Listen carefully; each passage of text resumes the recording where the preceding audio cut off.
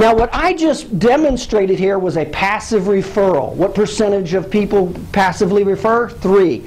How many people are they in front of the market? 8%. They're small numbers. You have to proactively do something. That's called a proactive position instead of a passive position. Now, those are the 4 ways to get in front of people, potential patients, okay? Those are the 4 ways.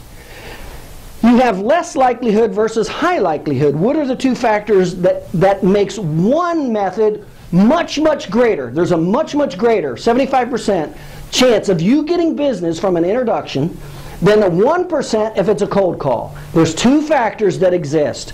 High trust, high need. High trust, high need.